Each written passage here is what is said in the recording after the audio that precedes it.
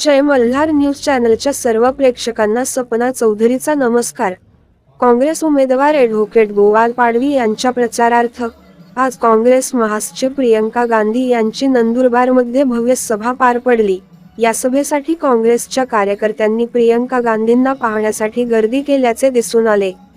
यावेळी काँग्रेसचे रमेश यांना मलिक, प्रदेशाध्यक्ष नाना पटले, माजी मंत्री ॲडव्होकेट केस पाडवी, आमदार शिरीषकुमार नाईक, माजी खासदार बापू चुटे, माजी मंत्री नसीम खान, माजी आमदार उदयसिंग पाडवी, जिल्हा परिषदेचे उपाध्यक्ष सुहास नाईक, जिल्हा परिषद सभापती गणेश पराडके, माजी जिल्हा परिषद सभापती अजित नाईक, जिल्हा परिषद सदस्य मोहन शेवाळे, दीपक नाईक, देवमन पवार, नंदुरबार जिल्हा काँग्रेसचे प्रभारी जिल्हा अध्यक्ष दिलीप नाईक, माजी जिल्हा परिषद उपाध्यक्ष जयपालसिंग रावत, माजी जिल्हा परिषद सभापती अभिजित पाटील, उबाठा शिवसेना जिल्हा प्रमुख अरुण चौधरी, माजी उपनगर अध्यक्ष कुणाल वसावे, दीपक दिघे, उद्योगपती किरण तडवी, राजकुमार सोनवणे, हेमलता के पाडवी, प्रतिभा शिंदे, रीना पाडवी, मंजुळा पाडवी, मालती वळवी यांच्यासह धुळे व नंदुरबार जिल्ह्यातील महाविकास आघाडीचे पदाधिकारी, कार्यकर्ते व काँग्रेस पक्षाचे कार्यकर्ते, पदाधिकारी हजारोंच्या संख्येने उपस्थित होते। यावेळी बोलताना आपल्या भाषणातून प्रियंका गांधींनी आदिवासी जनतेला आकृष्ट करण्याचा प्रयत्न केला। माझी आजी इंदिरा गांधी नेहमी नंदुरबारमध्ये येत होत्या। चेनेथलांनी सांगितले की इंदिराजी आपल्या प्रचाराचा शुभारंभ त्या नंदुरबारमधून करायच्या। त्याचे आदिवासींशी आदरचा नाते होते। त्याचे सांगण होत की आदिवासी संस्कृती ती जगातील सर्वात चांगली आणि मजबूत संस्कृती आहे। त्या आपल्या समस्या पाहत होत्या, आपण दिलेल्या छोट्या छोट्या वस्तू घरात जतन करून ठेवत होत्या। राहुल गांधी आणि मी लहान असताना नंदुरबारमधून दिलेल्या वस्तू इंदिरा आम्हाला दाखवत होत्या, असे यावेळी प्रियंका गांधी म्हणाल्या। सोनिया गांधी इंदिरांपासूनच आदिवासींचा आदर करणे शिकल्या। गांधी परिवाराने आदिवासींना जंगलावरचा अधिकार दिला, आपल्या अधिकारासाठी लढल्यात आणि आपल्या अधिकाराला मजबूत करण्यासाठी रस्त्यावर उतरल्या। आणि पंचायत राज कायदा काँग्रेसने लागू केला, त्यामुळे आदिवासीचे अधिकार मजबूत झाले। सोनिया गांधी आणि मनमोहन सिंह यांनी वनहक्क कायदा आणला। राहुल गांधी यांनी देशात 4000 किलोमीटरची कन्याकुमारी ते काश्मीरपर्यंत पदयात्रा केली। ही यात्रा आपल्याला समजून घेण्यासाठी, आपल्यात येण्यासाठी होती, असे यावेळी प्रियंका गांधी म्हणाल्या। आमच्या काँग्रेसच्या राजकारणाची नीव महात्मा गांधींनी ठेवली। सत्याच्या रस्त्यावर चालण्याची त्यांनी शिकवण दिली। आपली सेवा करणे हे आमचे धर्म आहे, हे त्यांनी शिकवले। मात्र भाजपाची विचारधारा विरुद्ध आहे।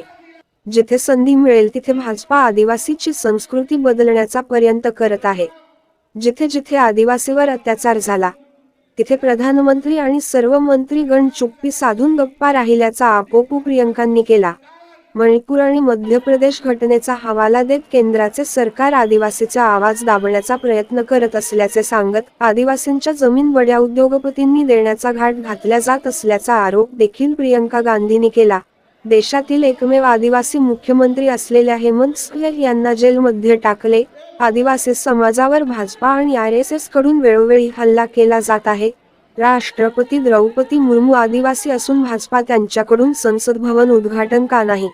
मंदिराचं उद्घाटन पंतप्रधान मंत्री स्वतः करतात, मात्र राष्ट्रपती यांच्या हातून का नाही करत? असा प्रश्न देखील प्रियंका गांधी यांनी उपस्थित केला। मोदी आदिवासी सन्मानाची भाषा करतात, मात्र बोलता काय आणि करता काय अशी त्यांची स्थिती आहे। जेव्हा आदिवासींच्या खऱ्या सन्मानाची गोष्ट येते तेव्हा ते मागे सरकतात। मोदी फक्त राजकारण करण्यासाठी चांगल्या गोष्टी करतात। महाराष्ट्रामध्ये 2 लाख तर भारतात 22 लाख लोकांना वनपट्टे मिळाले नाही, हा काय आदिवासींचा सन्मान आहे का?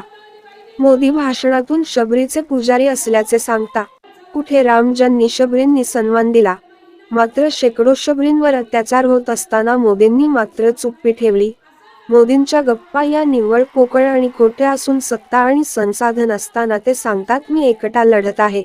निवडणुकीत स्टेजवर येऊन लहान मुलासारखे रडण्याचा नाटक करतात। सांगतात मला शिव्या दिल्या। हिम्मत तर ठेवा मोदीजी, हे सार्वजनिक जीवन आहे।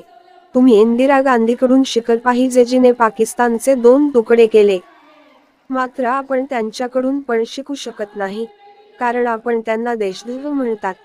असा सल्ला प्रियंका गांधी यांनी पंतप्रधान नरेंद्र मोदींना दिला. पंतप्रधान पदाची वेगळी गरिमा असते, मात्र त्याचा स्तर मोदींनी खालावला असल्याचा आरोप देखील प्रियंका गांधींनी केला. गेल्या 10 वर्षात आपण जनतेसाठी काय केले हे सांगण्याची हिंमत सुद्धा मोदींमध्ये नसल्याचे प्रियंका गांधी म्हणाल्यात. त्यामुळेच मोदी जनसामान्यापासून दुरावले आहेत. लोकांमध्ये मोदीची जाण्याची हिंमत नाही. यावेळी प्रियंका गांधी यांनी थेट मोदींना आवाहन देत ते एका आदिवासी माणसाच्या घरात गेल्याचा फोटो दाखवण्याचे आवाहन केले. मोदी हे काळधन आणणार असे म्हणत होते, मग का आणले नाही? 15 लाख प्रत्येकाच्या खात्यावर टाकणार होते, मग का टाकले नाही? देशात सत्तेसाठी राजकारणांची नीती मोदींनी केली, ती सेवावर आधारित नाहीच. मोदींनी महाराष्ट्रामधील लोकांनी बनवलेल्या सरकारचा आदर केला का?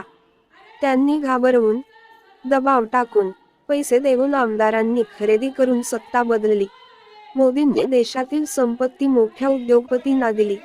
देशात 70 वर्षात काहीच झालं नाही बोलायच आणि त्यात 70 वर्षात बनलेल्या गोष्टी मोदी विकत असल्याचा आरोप प्रियंका गांधींनी केला. मोदींच्या नेतृत्वात 16 लाख करोड उद्योगपतीचे कर्ज माफ झाल्याचे सांगत मोदींचे विमान घ्यायला पैसे आहे, मात्र शेतकऱ्याचे ऊसाचे थकीत पैसे द्यायला पैसे नसल्याचे देखील प्रियंका गांधी म्हणाल्यात. काँग्रेसने शेतकऱ्यांना कर्जमाफी दिली, मात्र मोदी कर्जमाफी करू शकले नाहीत. त्यामुळेच मोदी गरिबांचे नाही तर अरबपतींचे मसीहा असल्याची टीका देखील यावेळी प्रियंका गांधी यांनी केल्या. सपना चौधरी, जय मल्हार न्यूज, नंदुरबार.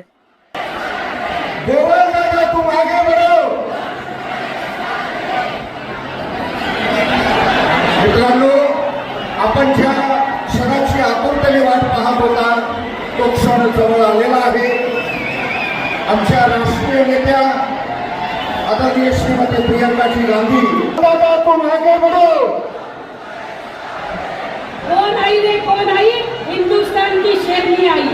कौन आई रे कौन आई, हिंदुस्तान की शेरनी. प्रियंकाजी गांधी एक बार जोरदार तालियां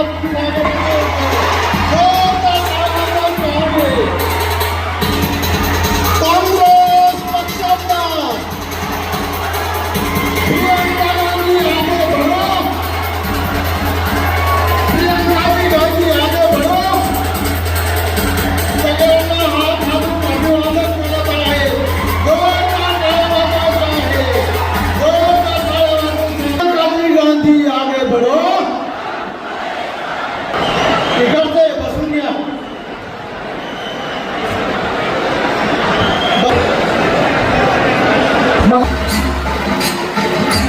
आहे आणि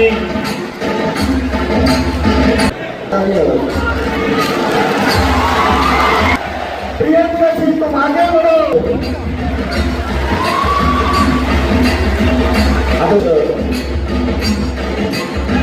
भारतीय राष्ट्रीय ही लढाई फक्त काँग्रेस विरुद्ध भाजप नाही. दलित, मला सांगितलं जातं 3 लाखपेक्षा जास्त लोक आला तिथे. खरंच ही लढा शासन देतो. मी जास्त वेळ घेत नाही का आपण जसं पंजाबच्या चिन्हावरती दुसरं क्रमांक मतदान करून इथे महाविकास आघाडीने सीट निवडून आणावी एवढीच विनंती करतो. माझे 2 शब्द संपवतो. खूप खूप जय महाराष्ट्र.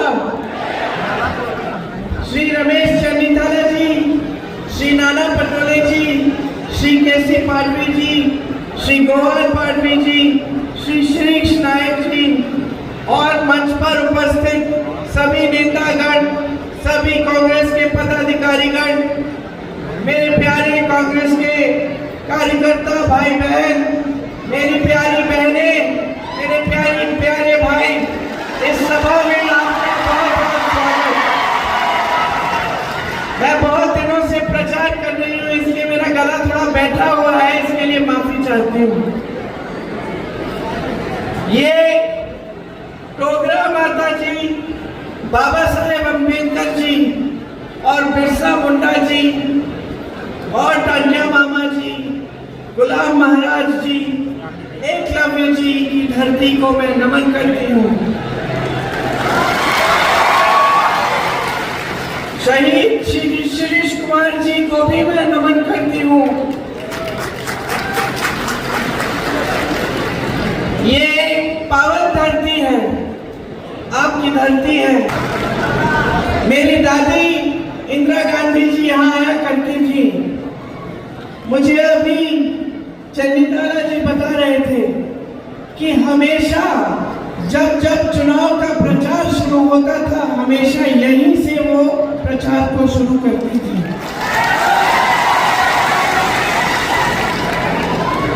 उनका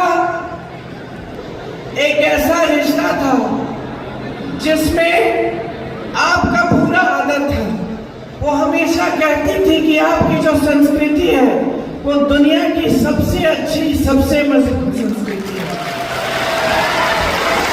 जब भी आपके बीच आती थी और आपके जीवन की समस्याओं को देखती थी, समझती थी, आप हमेशा उनको कुछ छोटा बनाकर कुछ देते थे।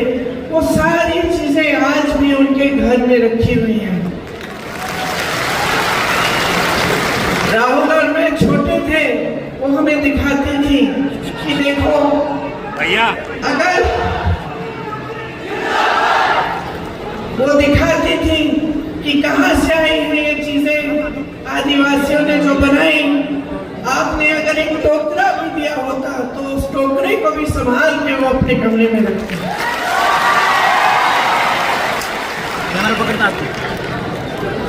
उनसे मेरी माता जी सोनिया जी ने भी आपका आदर करना, आपकी संस्कृति का आदर करना सीखा। इंदिरा जी ने आपको जल, जंगल और जमीन पर अधिकार दिया। संविधान को हमेशा मजबूत रखा, हमेशा अपने आपके अधिकारों के लिए लड़ी। जहां जहां आपको जरूरत थी वहां वहां वो आपके बीच आई और आपके जो अधिकार हैं, आपकी जो समस्याएं हैं, उनको सुलझाने के लिए काम किया, आपके अधिकारों को मजबूत करने का काम किया। सोनिया जी, जैसे मैंने कहा, ने भी उनसे सीखा। कांग्रेस के समय में SC/ST सब प्लान बना। राजीव जी के समय में SC/ST अत्याचार निवारण कानून बना, जिससे अगर आप पर अत्याचार होता तो सख्त से सख्त कार्रवाई की जाती है। पेशा कानून भी कांग्रेस ने बनाया और मेरे पिताजी ने जो पंचायती राज का कानून लागू किया, इससे आपके अधिकार और भी मजबूत बने। बाद में सोनिया जी ने मनमोहन सिंह जी के साथ फॉरेस्ट राइट एक्ट बनाया, जिससे आपको जंगलों पर अपना पुराना अधिकार मिला। और यहीं से नंदुरबार से मनरेगा का कार्यक्रम शुरू हुआ, जिससे आपका रोजगार गांव में 100 दिन का रोजगार गारंटी होता था।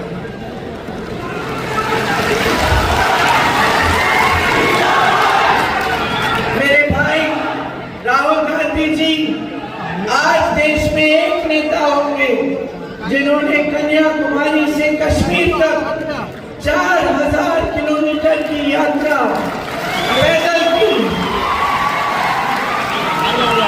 ये यात्रा आपकी जरूरतों को समझने के लिए थी। ये यात्रा आपके बीच आनी थी।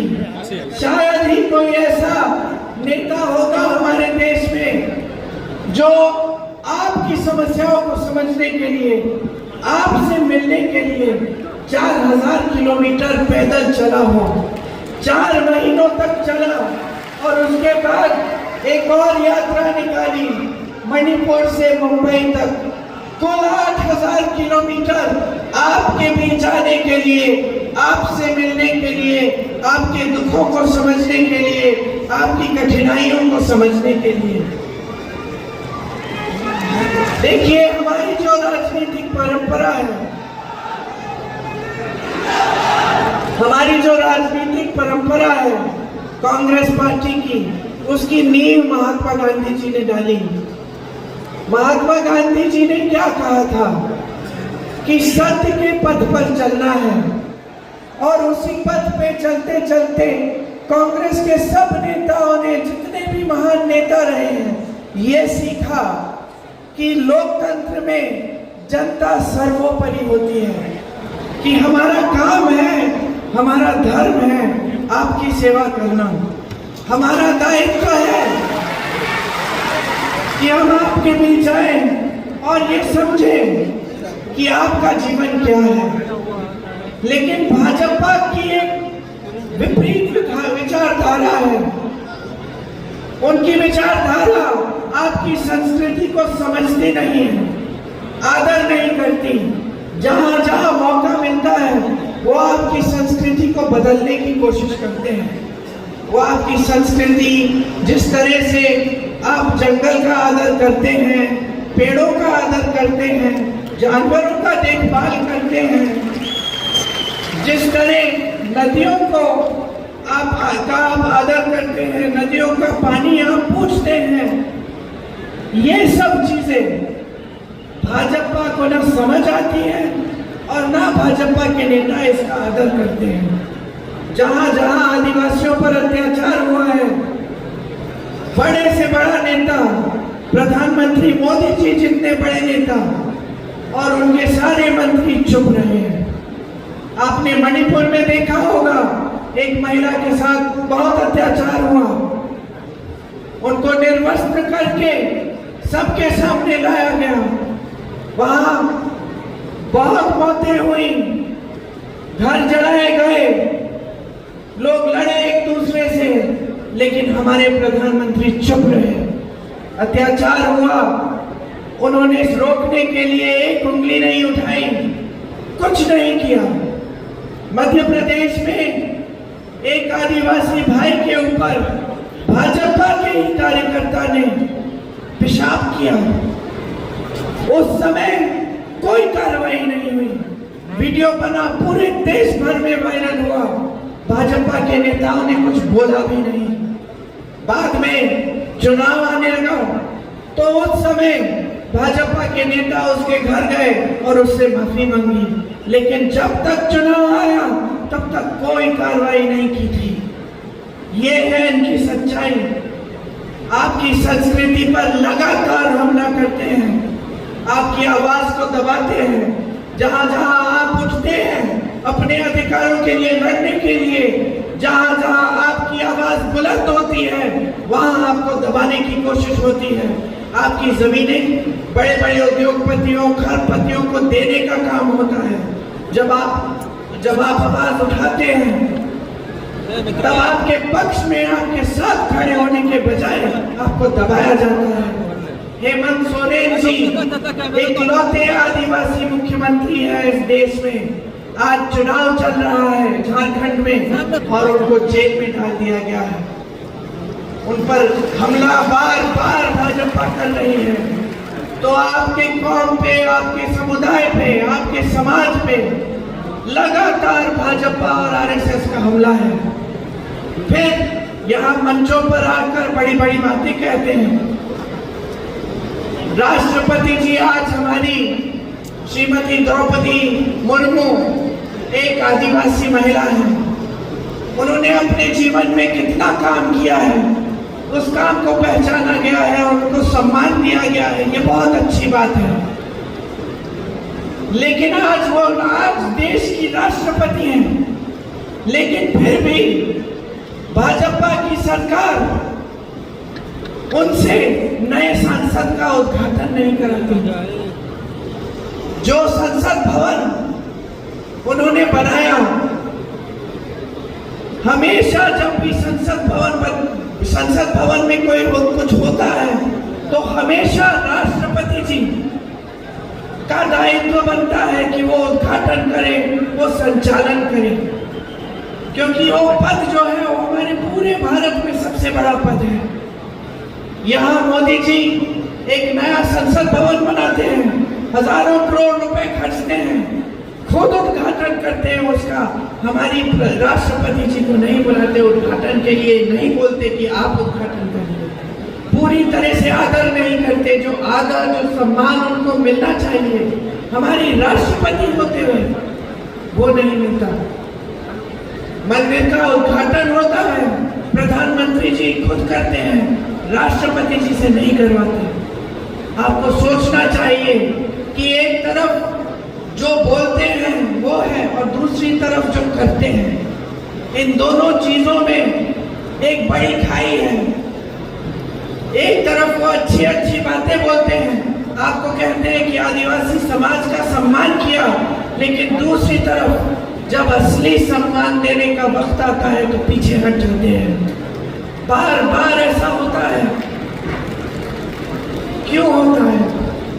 मोदी जी चाहे आदिवासियों के बारे में बात करें, चाहे देश के गरीबों के बारे में बात करें, कहते कुछ है, करते कुछ और है। सम्मान एक बहुत गहरी भावना होती है।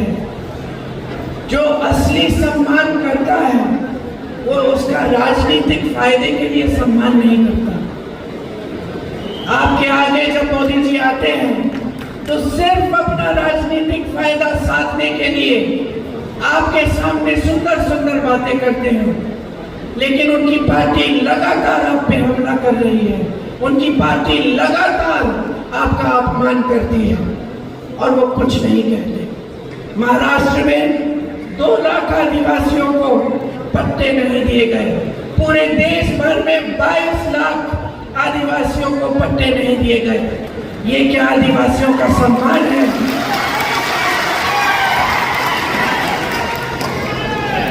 मोदी जी यहाँ आए थे कल, पता नहीं आपने उनका भाषण सुना कि नहीं। उन्होंने कहा कि मैं शबरी का पुजारी हूं, ऐसा कहा।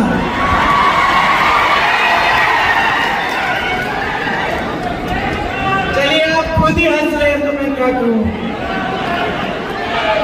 कहा भगवान राम जिन्होंने शबरी को सम्मान दिया, कहा नरेंद्र मोदी जी जिन्होंने सैकड़ों शबरियों का अपमान देखते हुए अपना मुंह बंद रखा।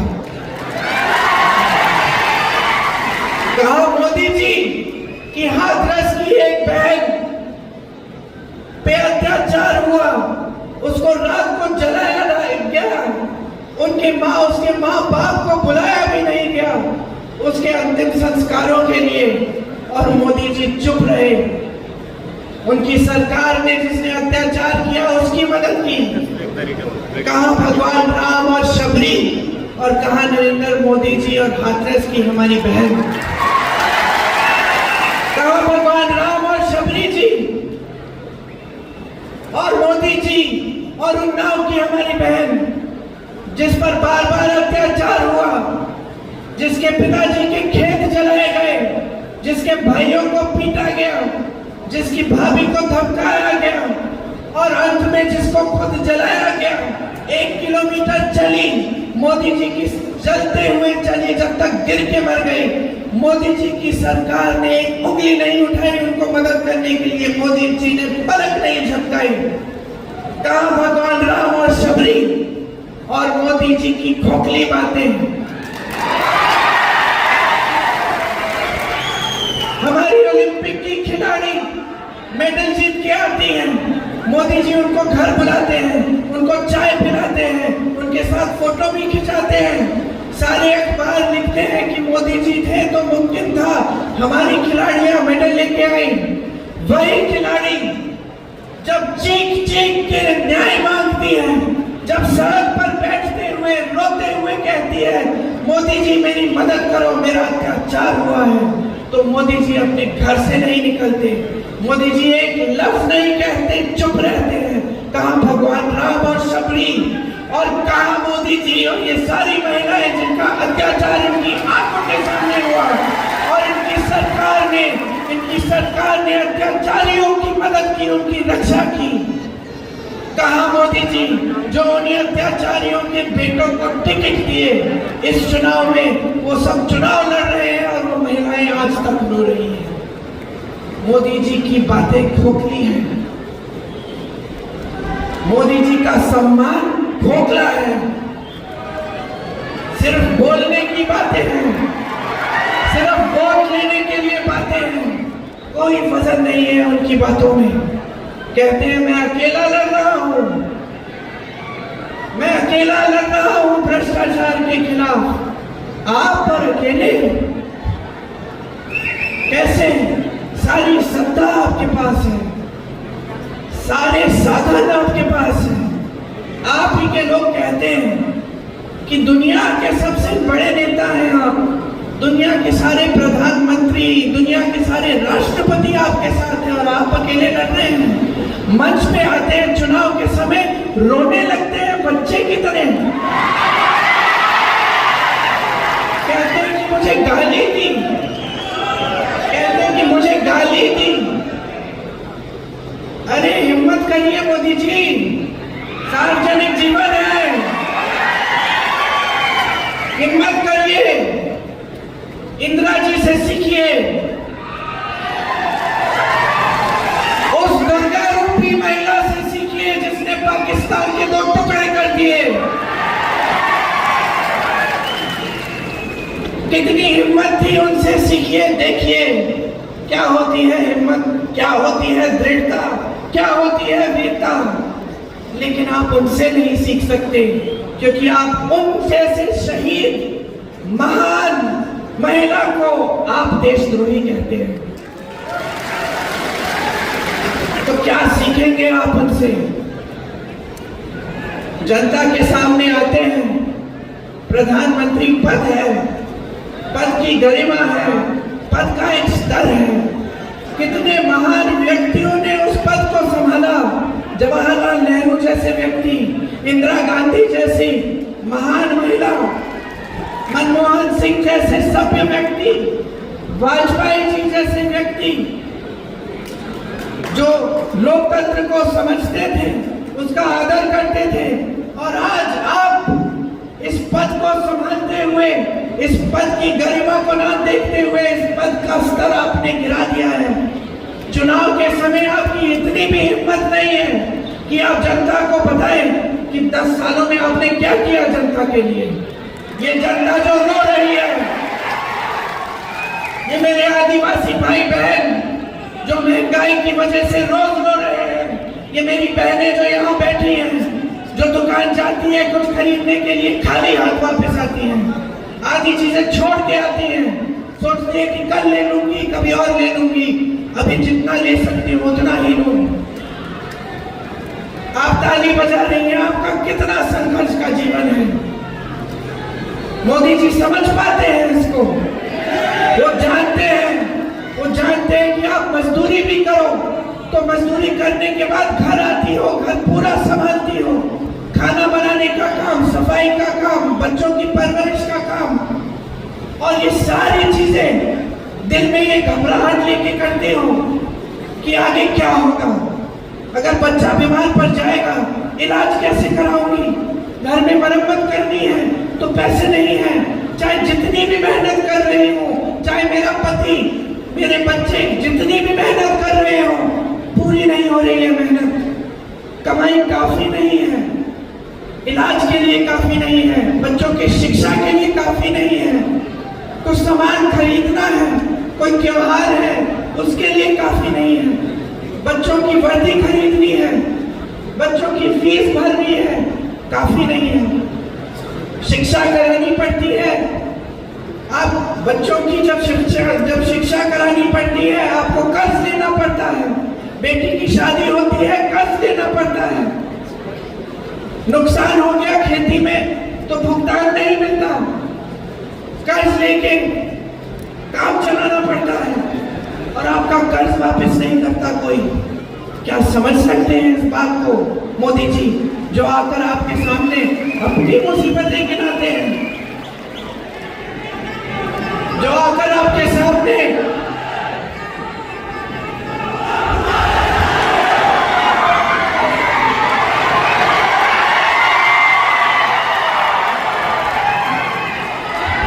मोदी जी आज आपसे कट चुके हैं, यहाँ आते हैं बड़े बड़े मंचों पर, आपने देखा होगा उनके पास भी कोई नहीं आता, उनके सलाहकार भी उनसे डरते हैं, उनके बड़े बड़े नेता भी उनसे डरते हैं। उनको सच कौन बताएगा, उनको ये सच्चाई कौन बताएगा कि इस देश का जो गरीब है आज पिस रहा है, इस देश का किसान कमा नहीं पा रहा है, खाद नहीं मिल रहा है, पेट्रोल डीजल का दाम इतना बढ़ चुका है कि खेती करनी मुश्किल हो चुकी है।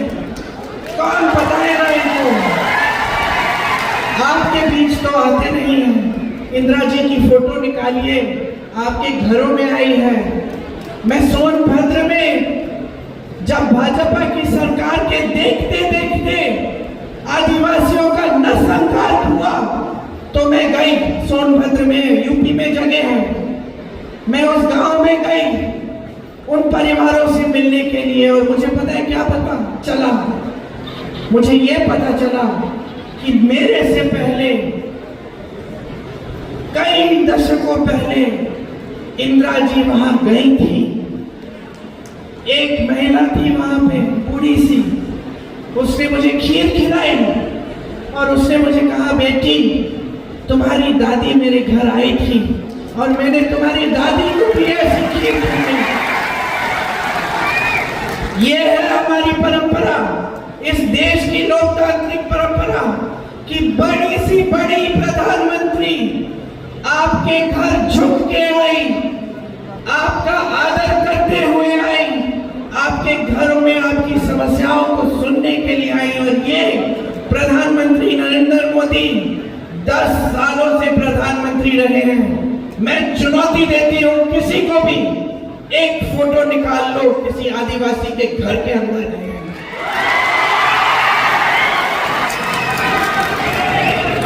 एक बार आपके पास नहीं आए।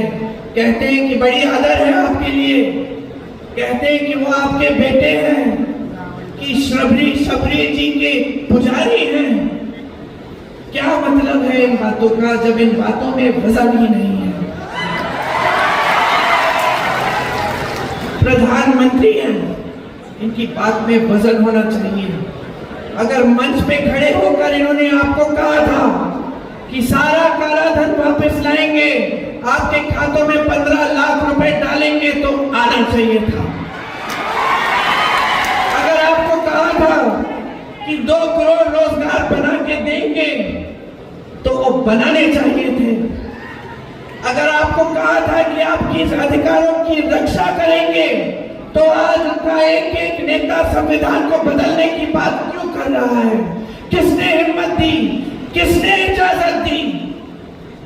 मोदी जी ने दी। मोदी जी उन लोगों के साथ गाड़ी में बैठ के रोड शो करते हैं, भाषण देते हैं मंचों पे, और फिर कहते हैं कि संविधान को बदलेंगे नहीं। किसने इजाजत दी उनके हर प्रत्याशी को इस बात को कहने के लिए? हर बार उन्होंने यही करके दिखाया है। उन्होंने इस देश में एक ऐसी राजनीति स्थापित की है जो सिर्फ और सिर्फ सत्ता के लिए चलती है। ये पहली बार इस देश में हुआ है। इस देश की राजनीति सेवा पर आधारित रही है। इस देश की राजनीति का एक एक महापुरुष इस देश के लिए जान देने के लिए तैयार हुआ है। लेकिन आज आपका कोई आदर नहीं है। आप एक सरकार चुनते हैं, वोट देकर सरकार बनाते हैं। महाराष्ट्र में आपने अपनी सरकार बनाई, क्या किया मोदी जी ने? आदर किया कि जनता ने बोला है हमें भाजपा की सरकार नहीं चाहिए, हमें अपनी सरकार चाहिए जो हमारे लिए काम करे। क्या आदर किया? आदर नहीं किया। पैसे खिला खिला कर, केस डाल डाल कर, दबाव डाल डाल कर विधायकों को खरीदा और अपनी सरकार घूस देकर खुलेआम सबकी आंखों के सामने अपनी सरकार बना दी। लोकतंत्र के विपरीत ये कैसे प्रधानमंत्री हैं? और ये देश की मीडिया क्या कहती है? वाह वाह, मोदी जी का तो मुमकिन है, वाह वाह, ये तो सिर्फ मोदी जी कर सकते हैं। हाँ, मुझे खुशी है कि सिर्फ मोदी जी करें ऐसी चीजें, क्योंकि हम ऐसा कभी नहीं करेंगे। अगर आपने लोकतंत्र के तहत अपना वोट डालकर एक सरकार को चुना है, तो घूस देके 100-100 करोड़ रुपए देके विधायकों को हम उस सरकार को कभी नहीं गिराएंगे। करने दीजिए मोदी जी को, लेकिन सबक सिखाइए। बहुत हो गया है, इस देश की सारी संपत्ति इन्होंने अपने बड़े बड़े खरबपति मित्रों को दे दी। देश का कोयला, देश की सड़कों का ठेका, देश की बिजली, देश के हवाई अड्डे, देश के बंदरगाह ये किसके थे? मोदी जी के थे। जेब से निकाले थे उन्होंने। इस देश की जनता ने अपनी मेहनत से बनाए, खून पसीना बहाकर बनाया। जितने नेता रहे इनसे पहले, ये जो 70 साल का रट रखते हैं कि कुछ नहीं हुआ, ये सब तो बना 70 सालों में जो तुम बेच रहे हो, नहीं तो बेचते कैसे? मैं गिना सकती हूँ आपको, IIT, IIM, ISRO, DRDO, Bhakra Nangal dam, आप नाम लीजिए, कांग्रेस ने बनाया। आप नाम लीजिए, आपकी मेहनत से बना। और सारा एक के बाद एक, एक के बाद एक, एक के बाद एक, ये अपने खरबपति मित्रों को दे रहे हैं। मैंने आपसे बोला कि मैं जानती हूँ कि जब आपको बेटी की शादी करानी है या बच्चों की शिक्षा करनी है, आप कर्ज लेते हो और आपका कर्ज माफ नहीं होता। आपको मालूम है कि इनके राज में बड़े बड़े खरबपतियों के 16 लाख करोड़ रुपए माफ हुए हैं। 16 लाख करोड़ रुपए उनके जो पहले से ही खरबपति हैं।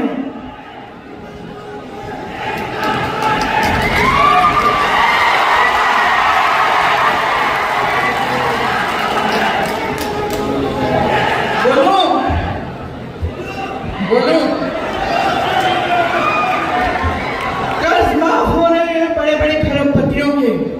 मैं जब यूपी में काम कर रही थी, वहां किसानों का गन्ना का भुगतान 15,000 करोड़ रुपए थे। मैं हर मंच पे चीख रही थी, चिल्ला रही थी कि मोदी जी, योगी जी, इनका भुगतान करो। गन्ना किसान का है, का पैसा है, उसको लौटाओ। मालूम है मोदी जी ने क्या किया? क्या किया? अपने लिए 2 हवाई जहाज खरीदे 16,000 करोड़ के, लेकिन गन्ने के किसान को 15,000 करोड़ देने के लिए उन्होंने कहा पैसे नहीं है इस देश में। हम कर्ज माफी की बात करते हैं, कांग्रेस ने बार बार किसानों का कर्ज माफ किया। हम करते हैं, मोदी जी कहते हैं कि अर्थव्यवस्था ठप हो जाएगी, पैसे नहीं है। क्यों भाई? आपके जहाज खरीदने के लिए पैसे हैं, आपके बड़े बड़े दोस्तों को देने के लिए पैसे हैं, तो बड़ी बड़ी शादियां करें। लेकिन किसान अपनी बेटी की शादी जब करता है तो कर्ज लेता है और फिर कर्ज चुका नहीं पाता, आत्महत्या करता है। मैं ऐसे किसानों के घर में गई हूं जो खाद की कतार में खड़े खड़े गिरकर मर गए, क्योंकि घर जाने की हिम्मत नहीं थी। कहीं कतार छोड़ दूं तो मुझे खाद नहीं मिलेगी। मैं ऐसे किसानों के परिवारों से मिली हूं जिन्होंने 50,000 रुपए के लिए, 1 लाख रुपए के कर्ज के लिए आत्महत्या कर डाली। बच्चियां रो रही हैं, आगे सब कुछ अंधकार में है और इस सरकार ने कुछ नहीं किया। ये मोदी जी गरीबों के मसीहा, कुछ नहीं किया इन्होंने। ये तो खरबपतियों के मसीहा हैं। इस देश में कभी ऐसे प्रधानमंत्री नहीं हुए, कभी। मैं दावे के साथ कह सकती हूँ, जो एक भी बार, एक भी दिन आपके घरों में नहीं आए, आपके गांव में नहीं आए, आपकी खेती में नहीं आए। इनको बहुत हिम्मत दे दी है आपने, बहुत समर्थन दे दिया है। आप सच्चाई भी देख लो इनकी। ये जो टीवी पे आपको दिखता है सच्चाई नहीं है। ये सारे टीवी के चैनल बड़े बड़े खरबपतियों की हैं। साठ गांठ है इनकी। इलेक्टोरल बॉन्ड स्कीम लाए मोदी जी, कहते हैं कि भ्रष्टाचार के खिलाफ लड़ रहे हैं। ऐसी स्कीम तो कोई नहीं लाया था कि जो भी चंदा देगा उसका नाम गुप्त होगा। ये स्कीम लाए मोदी जी। फिर न्यायपालिका में कहा गया कि ये सूची जारी करो, सब जनता को जानना चाहिए किसने किसको चंदा दिया। अचानक मोदी जी बदल गए, खुद स्कीम बनाई। अब कहने लगे कि मैंने इसको पारदर्शी कर दिया सूची को, जबकि सूची पारदर्शी तब हुई जब न्यायपालिका ने कहा कि करो। क्या पता चला? किस किसने चंदा दिया? आपको कोविड की वैक्सीन लगी थी? किस किस को लगी? हाथ उठाओ। मुझे भी लगी, आपको नहीं लगी? अच्छा अच्छा, हमको तो लगी दो। कोविड की वैक्सीन पूरे देश के लिए एक कंपनी ने बनाई। उस कंपनी से भी चंदा लिया मोदी जी ने 52 करोड़। गुजरात में पुल गिरा, लोग बह गए, सैकड़ों लोग पानी में बह गए। मोदी जी ने उस पुल बनाने वाले से चंदा लिया। मोदी जी ने उन लोगों से चंदा लिया जिन पे छापा मारा था, चंदा लिया छापा बंद। उन लोगों से चंदा लिया जिनके ऊपर केस डाले थे, चंदा लिया। केस ठंडे बस्ते में चंदा है कि वसूली? चंदा है कि हफ्ता? ये प्रधानमंत्री है क्या जिन्होंने पद का स्तर इतना गिरा दिया? तो अब समय आ गया है, देश की सच्चाई आपके सामने है। भाजपा के प्रधानमंत्री, उनकी सरकार की सच्चाई आपके सामने है। 10 साल हो गए, आपके जीवन में तरक्की नहीं आई, कोई सुनहरा सपना साकार नहीं हुआ, किसी को रोजगार नहीं मिला। गैस का सिलेंडर 400 का होता था, 200 का होता था, ये लोग सड़क पे आ जाते थे। आज 1200 का है और सब छुप रहे हैं, मुंह छुपा रहे हैं अपना। मंच पे आते हैं तो फिजूल की बातें करते हैं, कोरोना की। मंच पे आते हैं तो आपसे कहते हैं कि सावधान रहो, कांग्रेस पार्टी आपके भैंस चुरा देगी। बताइए, ये कोई बात हुई? ये स्तर है प्रधानमंत्री जी का? तो अब देखिए, सच्चाई आपके सामने आ गई है। कांग्रेस पार्टी आपको गारंटी दे रही है। क्या है ये गारंटी और क्यों मानना चाहिए आपको, ये मैं 2 मिनट के लिए समझाती हूँ, फिर आपको और कष्ट नहीं दूंगी। देखिए, बोलो बोलो,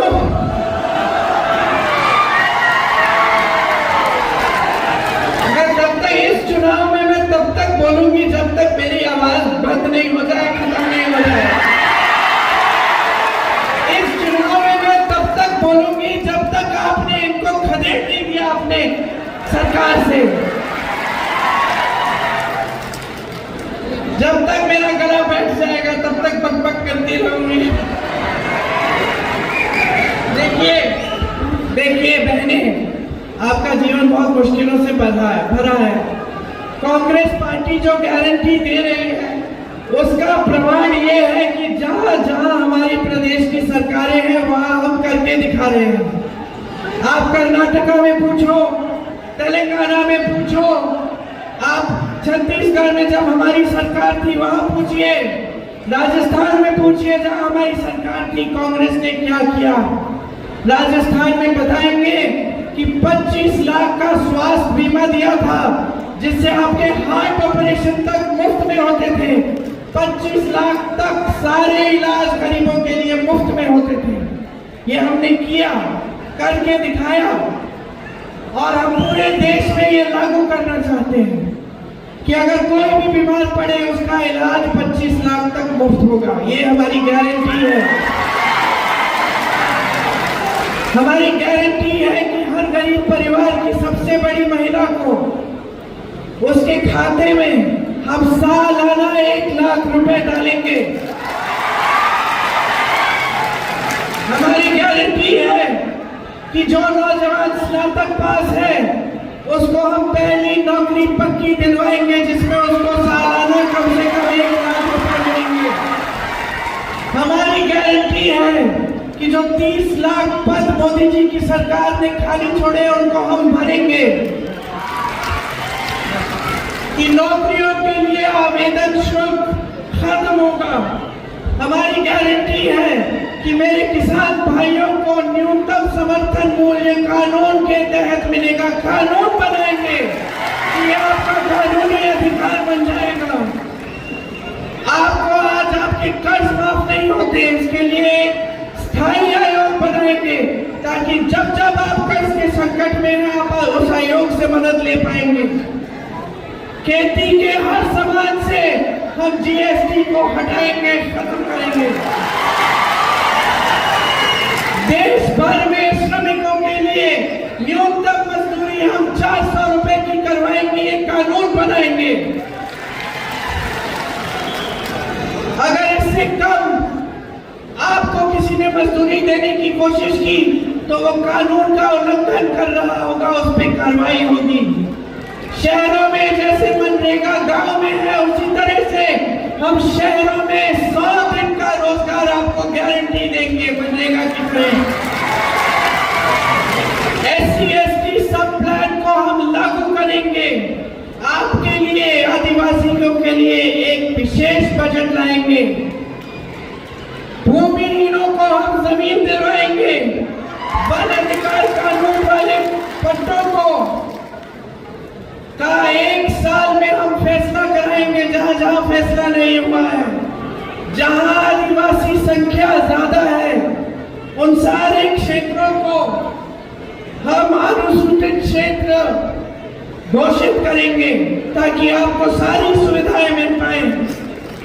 भूमि अधिग्रहण कानून को जिसमें संशोधन किया है भाजपा की सरकारों ने, वो संशोधन हम हटवाएंगे और फिर से सही कानून लागू करेंगे।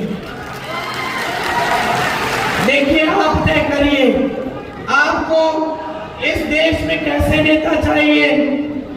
आपको ऐसे नेता चाहिए जो 4000 किलोमीटर चलने का कष्ट करे कि आपके पास आकर आपकी समस्याओं को समझे, या आपको ऐसे नेता चाहिए जिनके कुर्ते पे एक धूल का दाग नहीं दिखता, जो आपके बीच आने से कतराते हैं, डरते हैं।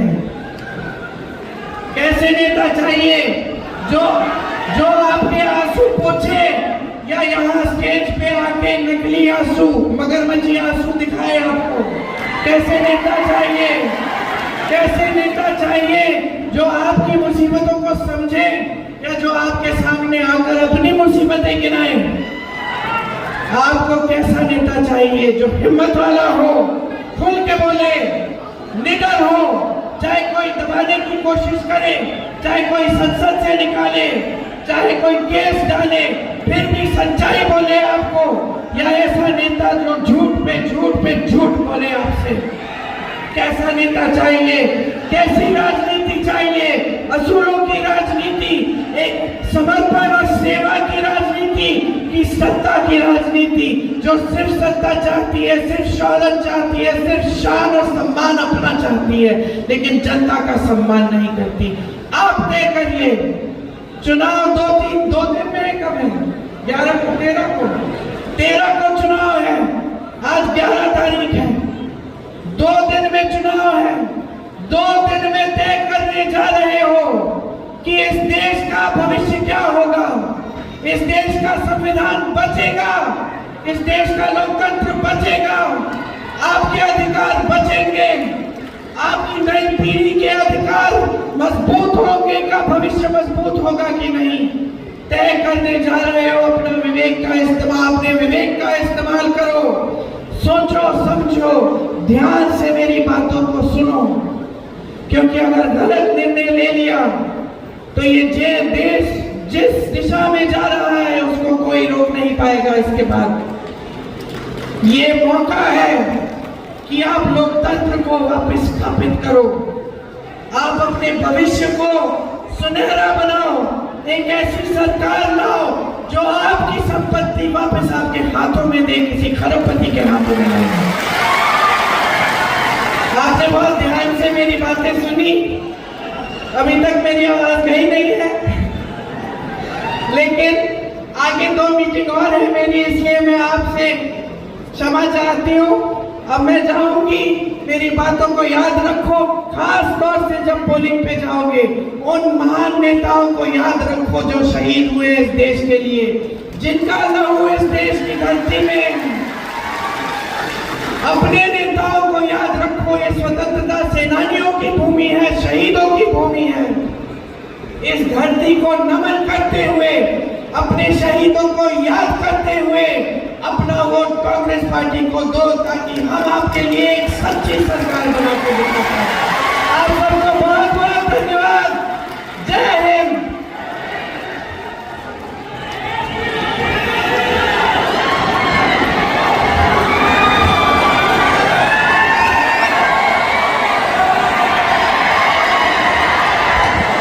धन्यवाद प्रियंका जी। प्रियंका जी तुम आगे बढ़ो, एकजुट चले, एकजुट चले। प्रियंका जी तुम आगे बढ़ो। भारत माता की, भारत माता की, देवमोगरा माता की जय जोहर।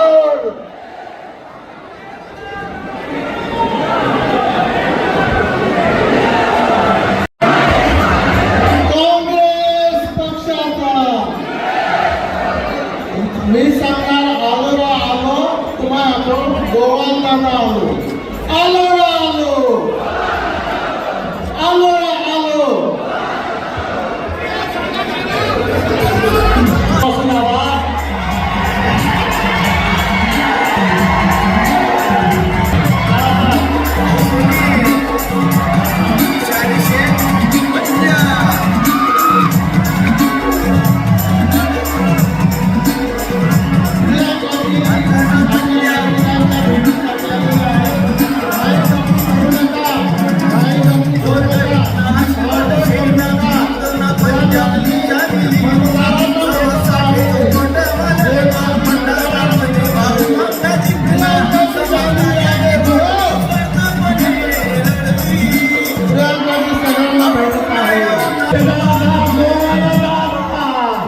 एकच वादा गोवाल दादा,